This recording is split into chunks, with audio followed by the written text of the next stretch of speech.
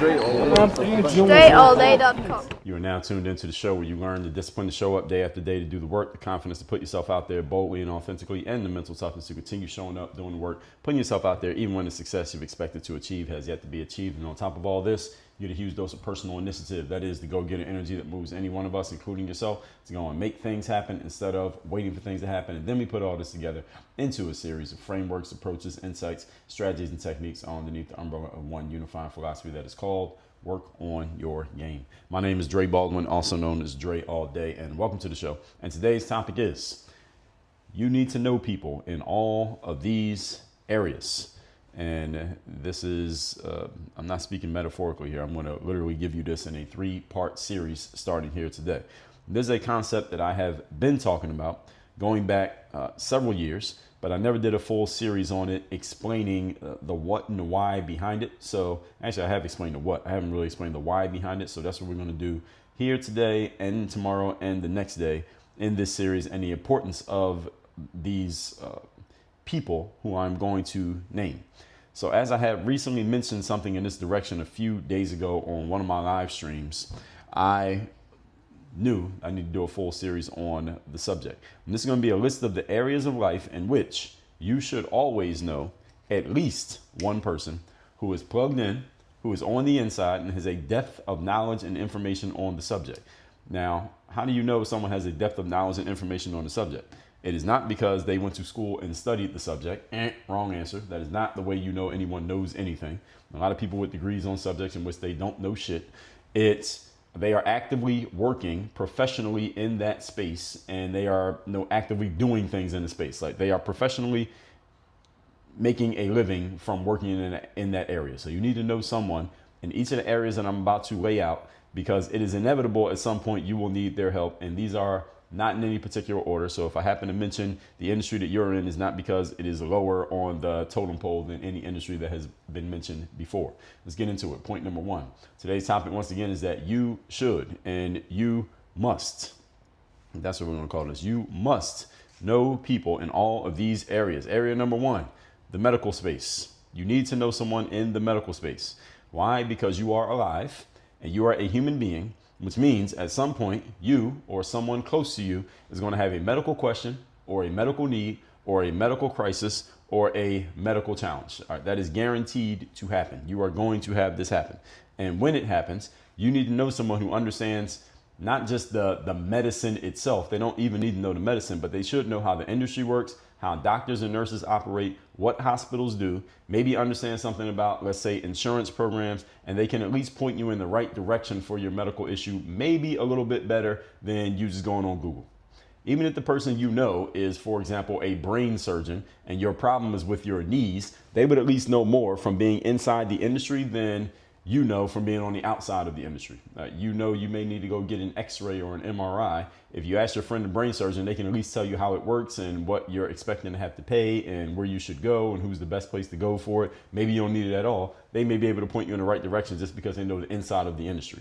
You understand? So you need to know people who know the industry, even though they may not specifically work in the area in which you think you need help. And if you have a personal relationship with that person, you can trust that they will give you useful feedback that you may not be able to get from, let's say, a physician who you're just paying, and that's the only relationship you have with them. And the physician, again, they have a professional relationship with you, not the same as a personal relationship, and they could possibly be incentivized to steer you in one direction or another. I've said this in my many times trashing the medical system, is that the medical system is designed under capitalism. And because of this, a person working in the medical field may be incentivized to give you interventions and operations and drugs that you possibly could still solve your problem without needing that drug and that intervention or operation. But because the doctor could offer some reasonable reason why you need it, and because the hospital and or the doctor make money by getting you to get it, then they may be incentivized to push you in that direction. Actually, they are incentivized to push you in that direction because there's a profit motive. And we all know that human beings respond to incentives. You put an incentive in front of people, they are going to take advantage of that incentive. It doesn't make them a bad person. It just means they're human. So don't put an incentive in front of someone if you don't want them taking the incentive. This is the reason why you hear sometimes in sales spaces or places where people are selling, they will tell the customers, hey, all of our salespeople are fully on commission. Not fully on commission, excuse me. They're not on commission. They're fully on salary. So it doesn't matter whether they sell you or not. They're getting paid the same amount. So you know that they're not incentivized to try to be pushy salespeople and try to close the sale because it doesn't determine their paycheck. And those incentives do matter. And in the medical field, there are incentives, as I just explained to you. This is the reason why it's best you know somebody who does not have a vested interest in pushing you in one direction or another. And it doesn't mean your friend may not have the vested interest because, again, they still went to medical school and they got the same medical training that your doctor got. But at least on a personal level, they don't gain anything themselves by pushing you one way, which might give you a little bit more trust coming from whatever you hear coming from them than you hear coming from your doctor. Moving on to point number 2.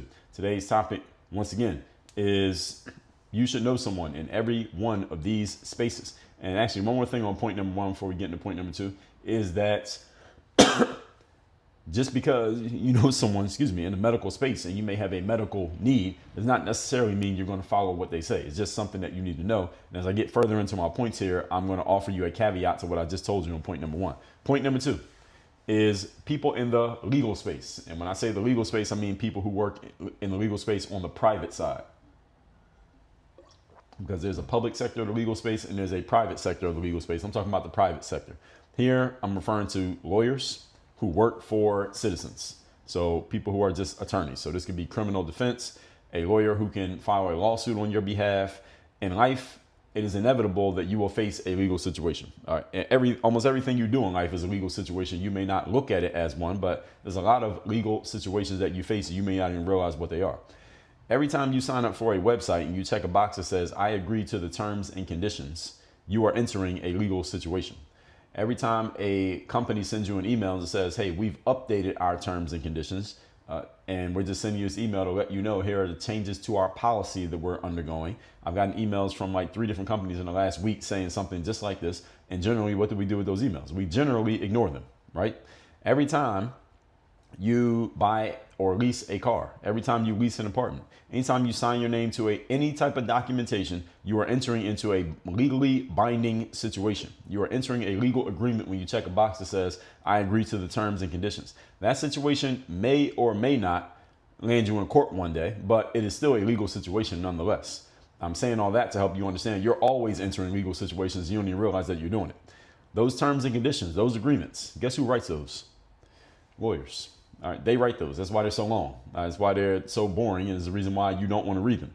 If you run into a problem in those circumstances, guess who's going to sort it out? Lawyers. Your lawyer versus somebody else's lawyer. So you should know people in the legal industry. Whether you get sued, you want to sue someone, whether you get a parking ticket, whether you get arrested, whether you're considering taking someone to court over some situation, you want someone who can at least point you in the right direction legally, even if they cannot personally help you. Let's say, for example, your friend who's in a legal space, they are a personal injury attorney. They go and sue companies when someone has some type of workers' compensation claim. That's what they do legally. They can't really help you if your situation is a dispute with your landlord, but they probably know somebody who can. And they can point you in the direction of, oh, here's what you could do before you even call a lawyer. Because if you call a lawyer, you're going to have to pay them and it's going to be all this. You might be able to settle this if you do ABC. So your friend, the lawyer, who can't help you on the legal side, may be able to help you with some information that could save you some time, save you some effort, and possibly also save you some money. And at the same time, you know that they're a trusted source. Again, this is why you want to have these people who you know on a personal level, not just a professional level, because they become a trusted source because they know you personally and because they have no vested interest in pushing you one way or another, hopefully, necessarily. Then you know that you're going to get hopefully some more trustworthy information than if you went the professional route to someone who is only looking at you as a prospect, customer, or client. Doesn't mean that someone who has you as a prospect, customer, or client can't be steering you in the right direction either. But if someone is a personal friend and they're telling you something, then again, hopefully, depending on your relationship with them, they're giving you some advice based on being a friend, not based on business. Point number 3, today's topic, once again, is you need to know people. You must know people in all the following spaces. Number 3 is the legal space on the public side, the public sector of the legal space. So on the public side here, I'm talking about somebody who works for the states. They work for the state government, someone who is or has been a prosecutor, someone who's been a state's attorney, someone who's been a public defender, someone who has been a judge. You want to know one of these people. Why do you want to know one of these folks? Well, the same reason why you need to know a lawyer who works for citizens. Because if you get into a legal situation, you may end up in front of one of these individuals. It's best to know what's going on in their world so you're better prepared for what's about to happen next. Now, your lawyer themselves can tell you a good amount because they have experience dealing with these people, but they're often these people are often the counterparts. So the reason you want to know these people in the public space is because the United States is a heavily bureaucratic system. It is the most litigious society in the world. And these people who I'm mentioning, they work for this bureaucratic system. They work in the system. So they know a whole lot about how the system works. As soon as you get in the system, one of the first things you learn is how the system works. Even if you hate how it works, you know how it works.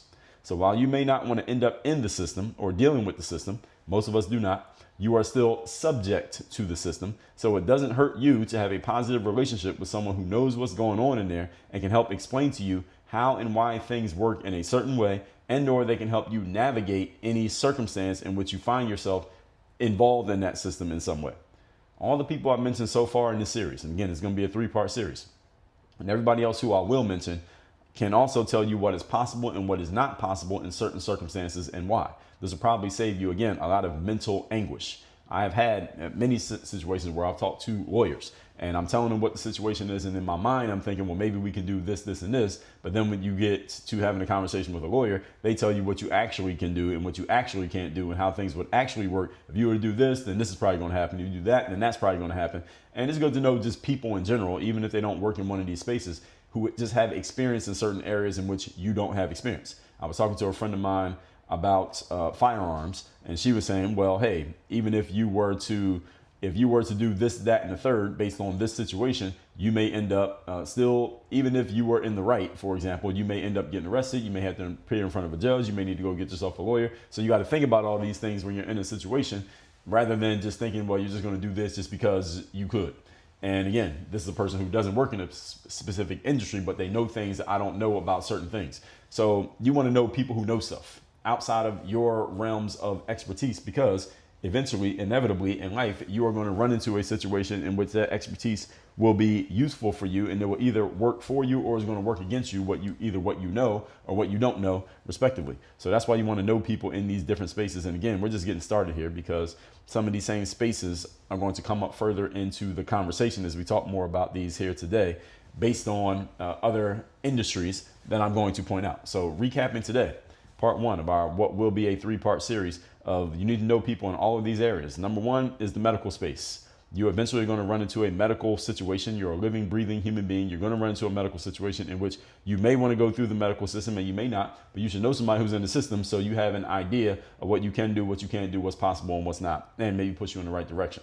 Number 2 is the legal space on the private side. These are lawyers who defend everyday citizens, and they maybe run their own law practices or work under a law practice. These are people who can tell you a whole lot about, again, what's going on in the legal world, what you can do, what you can't do, and what's possible. Number 3, the public sector of the legal side. These are people who work for the state and work for the government.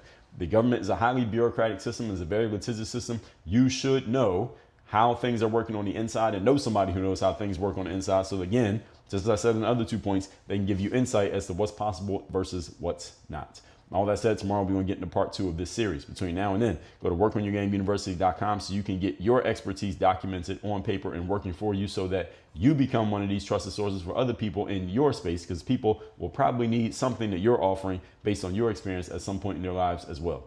That's workonyourgameuniversity.com. Work on your game. Dre, all